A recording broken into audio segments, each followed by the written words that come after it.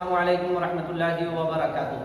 پیارے بچوں، ہم لوگ حضرت ابراہیم علیہ السلام کی زندگی کے واقعات کو پڑھ رہے ہیں۔ حضرت ابراہیم بچپن ہی سے نیک تھے اور بری باتوں سے پرہیز کرتے تھے اور مورتی پوجا کے اگینسٹ میں خلاف میں سوچتے رہتے تھے۔ ابراہیم علیہ السلام کے قوم چاند، سورج اور ستاروں کو پوجتی تھی۔ چاند، سورج اور ستاروں کو پوجتی تھی۔ ابراہیم علیہ السلام نے ان میں بھی کوئی ایسی بات نہیں پائی کہ خدا سمجھ کر انہیں پوجا جائے۔ یہ سب تو خود مجبور اور بے بس کبھی نکلتے اور کبھی ڈوبتے ہیں۔ ان کے لیے جو راستہ مقرر ہے یہ اسی راہ پر چلنے کے لیے مجبور ہے۔ ایسے مجبور اور بے بس بھلا خدا کیسے ہو سکتے ہیں؟ وہ بول پڑے، میرا خدا تو وہ ہے جس نے ان کو اور ساری دنیا کو پیدا کیا ہے، جو سب کو کھلاتا اور پلاتا ہے اور مارتا اور جلاتا ہے۔ اس کے سوا کوئی اور پوجنے کے لائق نہیں ہے۔ اور حقیقت یہی ہے کہ خدا اسی کو بنانا چاہیے جو زندگی اور موت کا مالک ہے، جو نفع اور نقصان پہنچانے کا اختیار رکھتا ہو۔ اسی کے آگے انسان نے جھکنا بھی چاہیے۔ آخر اللہ نے حضرت ابراہیم علیہ السلام کو نبی بنایا اور لوگوں کو سیدھی راہ دکھانے کا حکم دیا۔ آپ علیہ السلام نے اللہ کا پیغام پہنچانا شروع کیا، لوگوں کو برائیوں سے روکنے اور بھلائیوں کا حکم دینے لگے۔ لیکن لوگ آپ علیہ السلام کی اچھی اور سچی باتیں ماننے کے بجائے آپ کے دشمن ہو گئے، جیسا سے پہلے سے ہوتے ہوئے آ رہا ہے کہ جو لوگ بھی اللہ کی طرف بلاتے ہیں، شیطان لوگوں کو ان کے خلاف اکساتا ہے اور ان سے دشمنی کروا دیتا ہے۔ ایک دن حضرت ابراہیم علیہ السلام نے اپنے باپ آزر سے یہی باتیں کہی۔ وہ سن کر بہت ناراض ہوا، بیٹے کو برا بھلا کہنے لگا اور آپ پر سختی شروع کر دی۔ کس نے؟ آپ کے باپ آزر نے۔ آپ علیہ السلام نے دوسروں کو بھی یہی باتیں سمجھائی، لیکن ماننے کے بجائے لوگ الٹا آپ پر خفا ہونے لگے۔ وہ لوگ آپ کی سیدھی سچی بات یہ کہہ کر ٹھکرا دیتے تھے کہ جن بتوں کو ہمارے باپ دادا پوجتے چلے آئے ہیں اور جنہیں پوری قوم پوجتی ہے، انہیں ہم بھلا کیسے چھوڑ دیں؟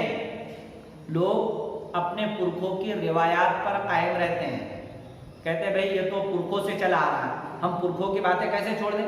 پرکھے غلط تھوڑی ہو سکتے ہیں۔ پرکھے مطلب ہمارے جو بڑے بزرگ گزرے ہیں، یعنی آپ کے دادا، پردادا، سکڑ دادا، یہ جو پرانے لوگ گزرے ہیں، لوگ پرانے لوگوں کی باتوں کو بہت پکڑ کر رکھتے ہیں اور شیطان انہیں اس پر اکساتا ہے کہ تمہارے پرانے لوگ تھے، تمہارے اپنے تھے، وہ غلط کیسے ہو سکتے ہیں؟ لیکن وہ غلط ہو سکتے ہیں اگر اللہ کی بات نہ مانیں۔ اللہ کی بات مانیں تو بالکل درست ہے، وہ صحیح ہے، لیکن اللہ کی اطاعت نہ کرے، مورتی پوجا کرے، شرک کرے، ظلم و زیادتی کرے، تو وہ ہمارے اپنے ہونے کے باوجود بھی غلط ہو سکتے ہیں۔ لیکن شیطان اپنوں کی محبت کے نتیجے میں اپنوں کی بات ٹھکرانے کے لیے تیار نہیں ہونے دیتا ہے اور نبیوں کی بات کو ٹھکرانے لگا دیتا ہے۔ آخر حضرت ابراہیم علیہ السلام نے اپنی قوم کو سمجھانے کے لیے ایک اور ترکیب سوچی۔ ہر قوم اور قبیلے اور ملک کے لوگوں کا ایک میلے کا دن ہوتا ہے۔ شہر کے اس میلے کے دن شہر کے تمام لوگ، مرد، عورتیں، بچے، بوڑھے، سب میلہ دیکھنے کے لیے چلے جاتے ہیں۔ تو حضرت ابراہیم علیہ السلام کی قوم نے بھی ایسا ہی کیا، سب لوگ میلہ دیکھنے کے لیے چلے گئے۔ حضرت ابراہیم اکیلے رہ گئے۔ آپ علیہ السلام نے ایک کلہاڑی لی۔ کیا لی؟ کلہاڑی لی اور بتوں کے پاس گئے جہاں بڑا مندر تھا۔ اب جہاں مندر ہوتا ہے وہاں پر بہت ساری مورتیاں رکھی ہوئی ہوتی ہیں۔ آپ کلہاڑی لے کر گھر سے نکلے تھے، مندر میں پہنچ گئے اور ایک ایک کر کے ہر بت کو توڑ ڈالا۔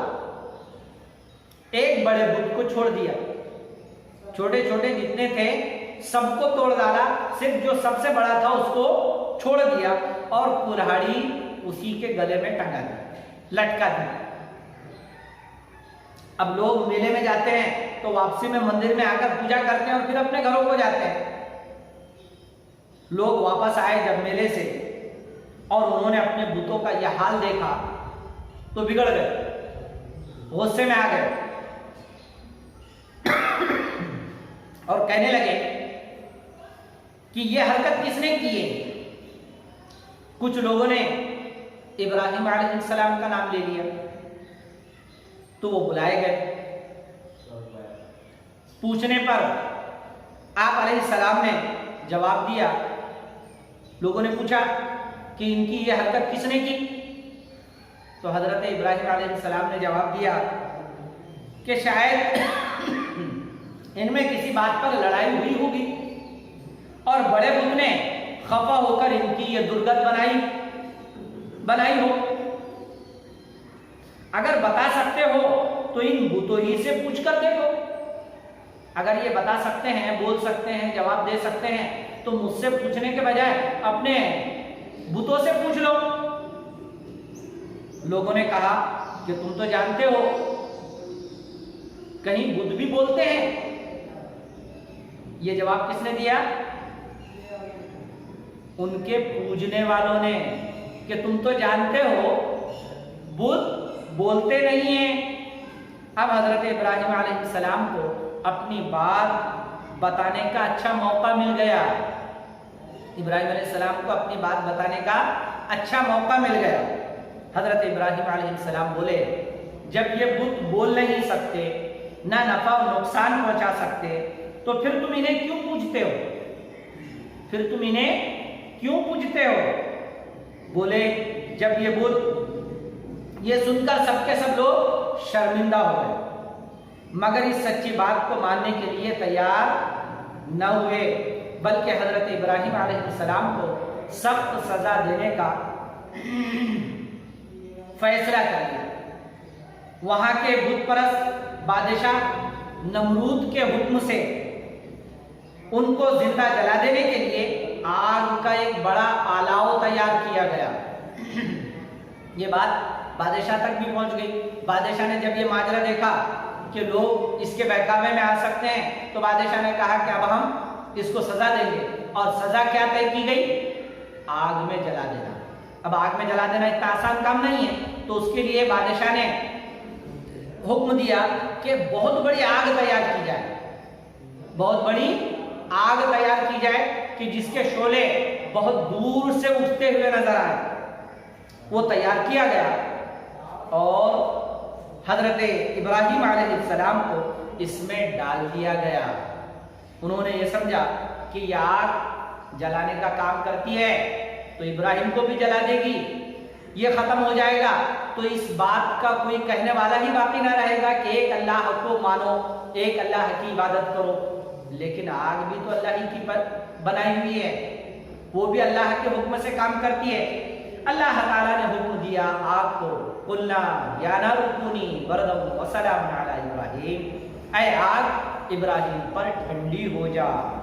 हजरत इब्राहिम अलैहिस्सलाम का उस आग ने बाल भी नहीं जलाया और हजरत इब्राहिम अलैहिस्सलाम उस आग के अलाव में से टहलते हुए बाहर निकल आए। इस तरह से अल्लाह ताला ने हजरत इब्राहिम अलैहिस्सलाम को नमरूद बादशाह के जुल्म से और अपनी कौम के जुल्म से बचा लिया और हजरत इब्राहिम अलैहिस्सलाम उस ज्यादती से बच गए। इसके बाद क्या होता है हम इंशाअल्लाहुल अजीज अगले पीरियड में पढ़ेंगे। इस वाक़े को आपको याद रखना है, इसके बाद की कड़ी फिर आपके सामने आएगी। वस्सलामु अलैकुम व रहमतुल्लाहि व बरकातहू।